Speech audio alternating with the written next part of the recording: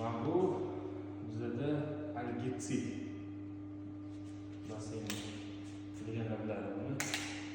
Bu o'tni basseynda o'tlab ketish, qorayish, qora dog'lar oldini olish, basseyn suvini ko'kartib turish xizmatini bajaradi.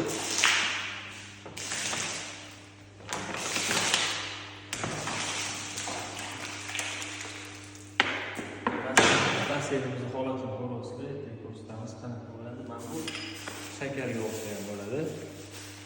Bu pH minus. Basseyn suvini og'irligini, jo'zkisini pasaytirib beradi. Shunga orasida